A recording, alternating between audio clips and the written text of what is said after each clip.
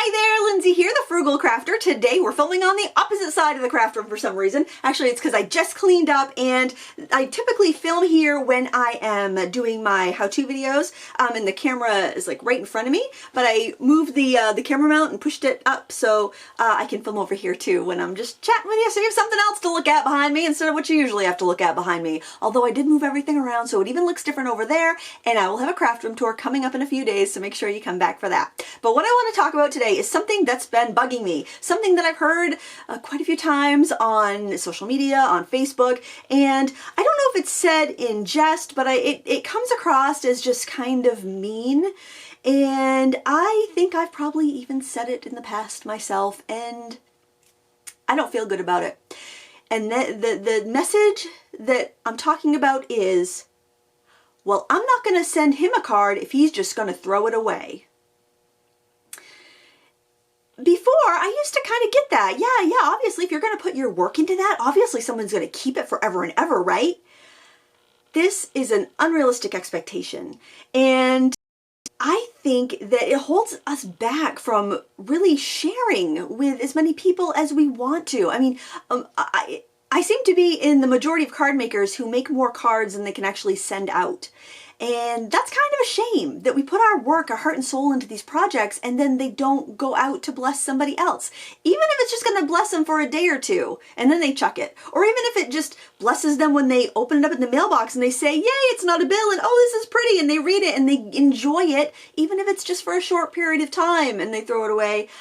I think that's okay. I think to bring joy to somebody's life like that is worth it, even if they don't keep it forever and ever. Now, I bet you a lot of people keep your handmade cards forever and ever. This is my filing cabinet. Half of one of these drawers is greeting cards. I love to save greeting cards. I like to look back at them. They bring me joy when I see them. I actually have a tote in my attic that is Christmas cards because I really enjoy receiving Christmas cards every year and saving them. I enjoy making them and sending them. I just really love it. And that's really the part of the hobby that I feel gets the least amount of attention and respect, the sending and receiving of greeting cards. It's a wonderful thing. And to spend all this time making cards, not to send them out so somebody can enjoy them, I think that's kind of a shame. And I mean, I know I've been in groups of card makers and we've all joked that, oh, I'm just going to pick up a card at the dollar store because he's not going to appreciate it, or we'll make some funny joke like that. But I think that people really do appreciate it. Even if they're not calling you up on the phone to say, I just got your card, oh my gosh, it's the most beautiful thing I ever saw. They're probably kind of saying that in their head because it's rare. It's rare to get a greeting card anyway, and it's really rare to get a handmade one. So don't let the fact that people aren't going to keep them forever dissuade you from sending it out. I know everybody's been, well, not everybody, but I know a lot of people have been watching the Tidying Up show on Netflix with Marie Kondo, who also wrote the books The Life-Changing Magic of Tidying Up and Spark Joy. I listened to those books on audiobook a couple of years ago when I decluttered my entire house, including my craft room. Even though it probably looks very cluttered to some, I run a home-based business and I have a lot of stuff, and I'm not going to make excuses for that because I do enjoy the things I have and I use them, and that's the end of that topic for today. But she said this in one of her books, and she also said this in one of the episodes of the show, and she said, a greeting card is meant to be received. And that's it.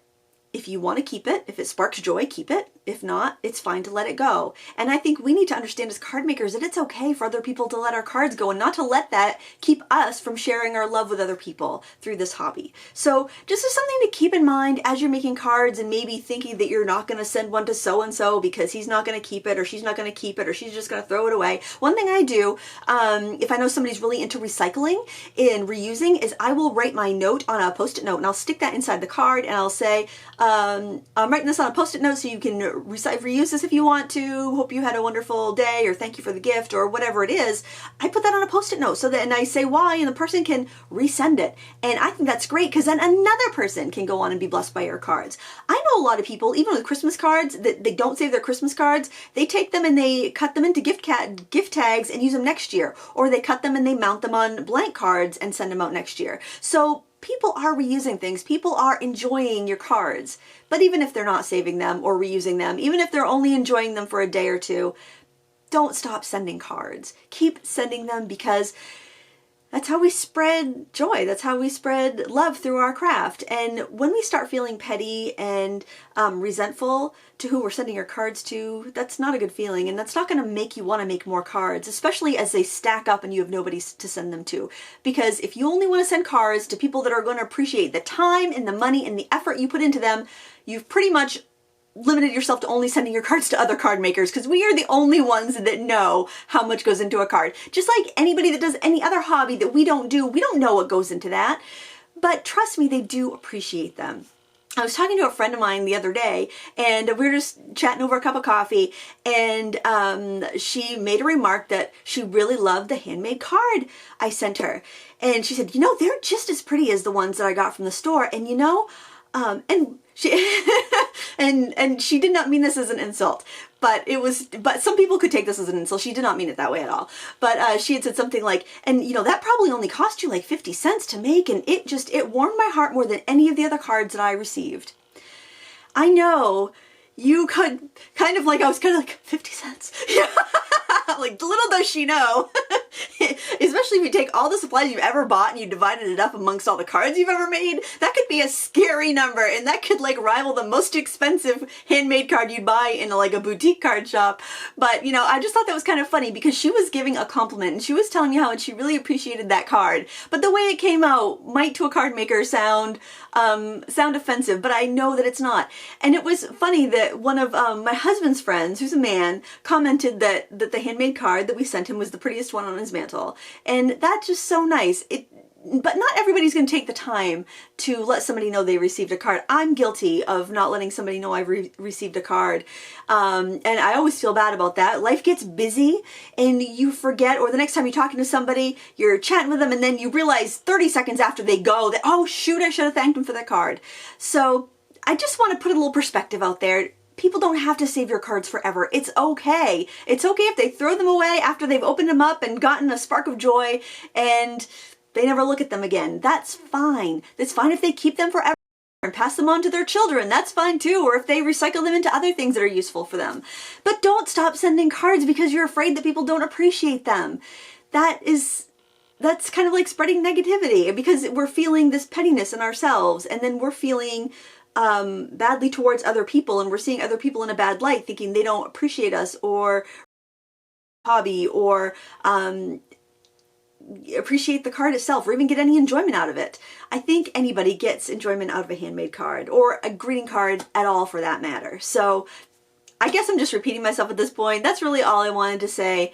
I just want to urge you to send those cards you spend so much time making. Their beauty can go on and bless other people and bring a smile to their day. The way the world is today, there's some crazy stuff, and sometimes all you hear is bad news, so to get something nice in the mail just feels good. So send your cards. I guess that's all I have to say. And oh, I was going to say stock up on postage before it goes up, but I think it went up on January 1st. So 50 cents to mail a card now. But that's a topic for another day. Probably not on this channel. But thank you so much for watching. I do appreciate you. And until next time, happy crafting.